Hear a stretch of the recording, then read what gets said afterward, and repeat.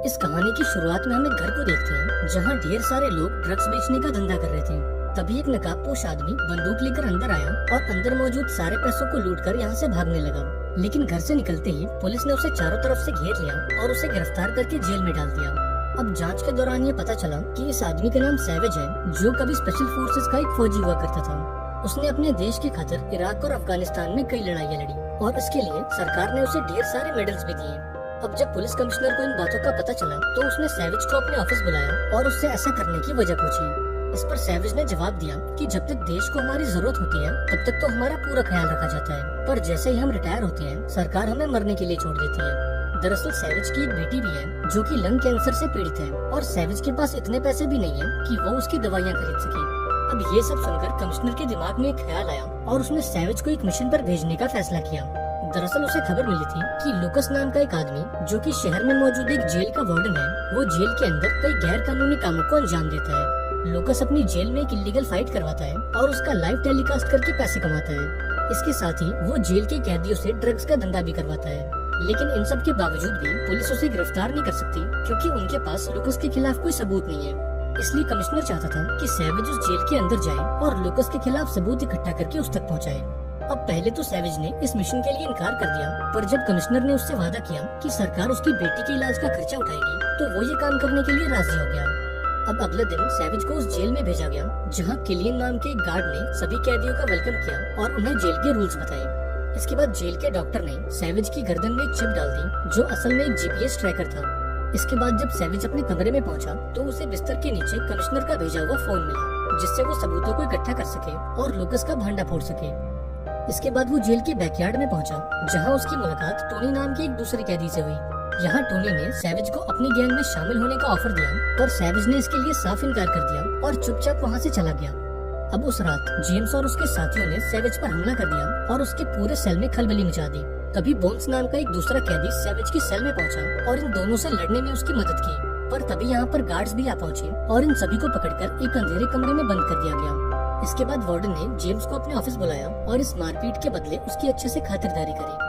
अब थोड़ी देर बाद सैवेज भी वार्डन के ऑफिस पहुंचा, लेकिन वार्डन ने उसे मारने पीटने के बजाय उसे जेल में होने वाले फाइटिंग कंपटीशन के बारे में बताया।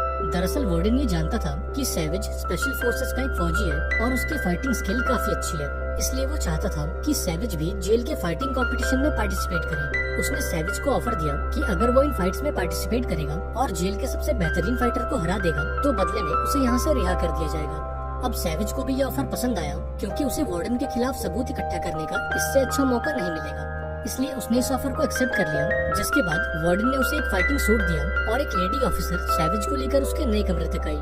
इस कमरे में बोन्स पहले से मौजूद था और बहुत जल्द इन दोनों में काफी अच्छी दोस्ती भी हो गई। अब थोड़ी देर बाद सैवेज जेल के टॉयलेट में गया और कमिश्नर को मैसेज करके इस इलीगल फाइट की जानकारी दी। वहीं दूसरी ओर बोन्स ने उसे बताया कि टोनी इस जेल का चैंपियन है और आज तक उसने एक भी फाइट नहीं हारी। अब उस शाम सैवेज ने अपना फाइटिंग सूट पहना और बोन्स के साथ फाइटिंग रिंग में पहुंचा। इस फाइटिंग रिंग को दी डंजन के नाम से जाना जाता और यहाँ होने वाली फाइट्स का सिर्फ एक ही रूल था कि इन फाइट्स में कोई रूल्स नहीं थे। साथ ही वार्डन इन फाइट्स का लाइव टेलीकास्ट करता जिसके जरिए जेल के बाहर बैठे लोग भी इस पर सट्टा खेल पाते। अब ये सब देखकर सैवेज ने वो फोन निकाला और सबूत के तौर पर एक वीडियो बनाने लगा। अब थोड़ी देर बाद टोनी फाइटिंग रिंग में पहुंचा जहां उसका मुकाबला एक नहीं बल्कि दो कैदियों से था, लेकिन इसके बावजूद भी टोनी को इस फाइट में कोई तकलीफ नहीं हुई और उसने बड़ी आसानी से इन दोनों को चित कर दिया। अब अगली फाइट थी सैवेज की और उसका अपोनेंट था वैम्पिरियो नाम का एक दूसरा कैदी। अब चूंकि सैवेज स्पेशल फोर्सेस का एक कमांडो था, इसलिए फाइट शुरू होते ही उसने वैम्पिरियो को एक पंच मारकर उसे ढेर कर दिया और मात्र 10 सेकंड्स के अंदर अपनी पहली फाइट जीत ली। अब इस फाइट के बाद टोनी वार्डन के पास पहुंचा और उससे अपनी रिहाई की मांग की। दरअसल वार्डन ने उससे वादा किया था कि जिस दिन वो जेल का चैंपियन बनेगा उस दिन उसे जेल से रिहा कर दिया जाएगा। इस पर वार्डन कहता है कि अगर तुम्हें अपनी आजादी चाहिए तो तुम्हें एक और फाइट लड़नी होगी और ये फाइट तुम्हारी आखिरी फाइट होगी और अगर तुमने इसे जीत लिया तो तुम हमेशा हमेशा के लिए आजाद हो जाओगे।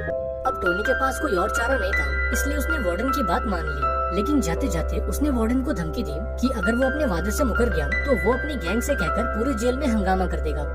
अब अगले दिन एक वकील सैवेज से मिलने पहुंचे जिसका नाम जैनेट था।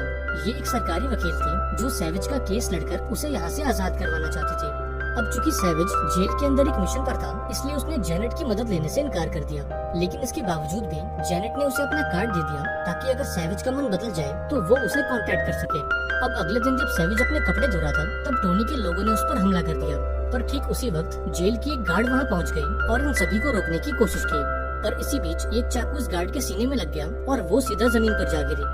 ये देखकर सैवेज ने फौरन इस गार्ड को इमरजेंसी रूम में पहुंचाया और उसकी इस सूझबूझ के चलते इस गार्ड की जान बच गई। इसके बाद वार्डन ने सैवेज को अपने ऑफिस में बुलाया और तहे दिल से उसका शुक्रिया अदा किया, क्योंकि अगर उस गार्ड की जान चली जाती तो वार्डन का भांडा फूटना तो तय था।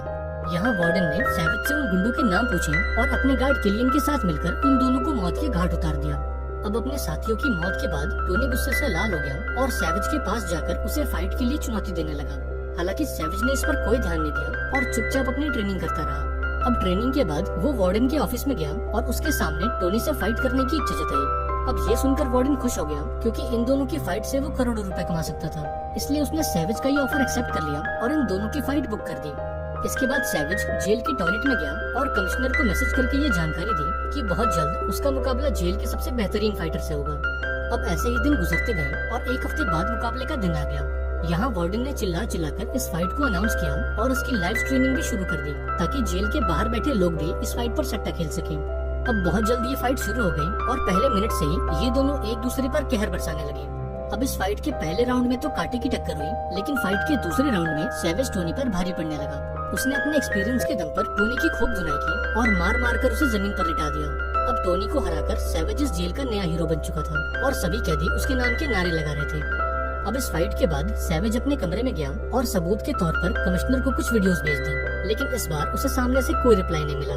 अब उस शाम जब सैवेज मेस में खाना खाने गया तो जेल के बाकी कैदियों ने उसका स्वागत किया और अपने खाने का एक हिस्सा उसको दे दिया। इसके बाद वार्डन ने सैवेज को अपने ऑफिस में बुलाया और उसे अपने साथ काम करने का ऑफर दिया।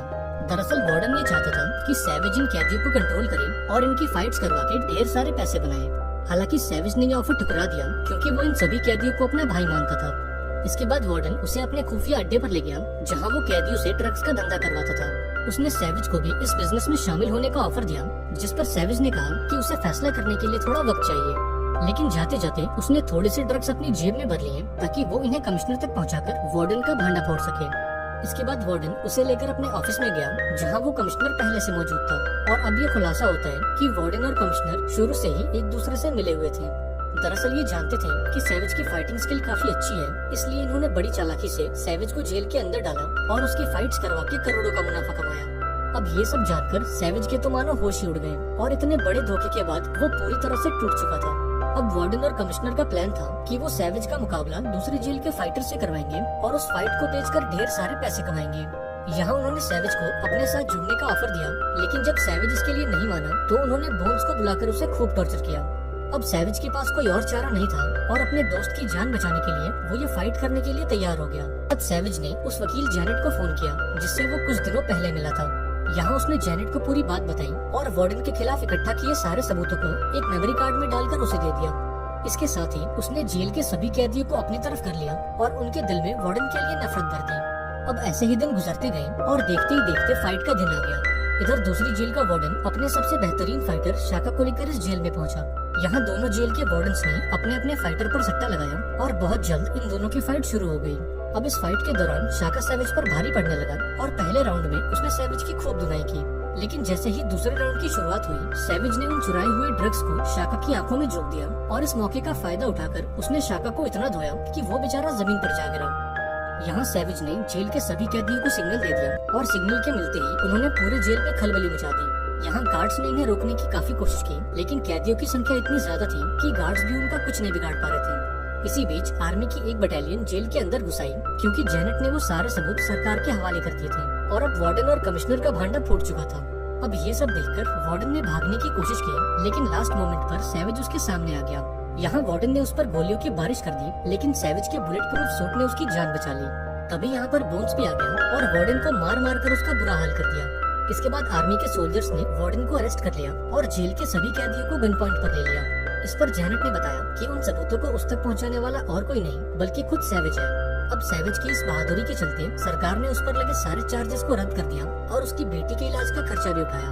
अब बहुत जल्द सैवेज जेल से आजाद हो गया और जब उसकी बेटी का ट्रीटमेंट खत्म हुआ तो वो उसे हॉस्पिटल में लेने भी पहुंचा। वहीं दूसरी ओर वार्डन और कमिश्नर को जेल में डाल दिया गया और उनके गुनाहों के खातिर उन्हें उम्र कैद की सजा सुनाई गई। और इसी के साथ ये शानदार मूवी यहाँ पर एंड हो गई।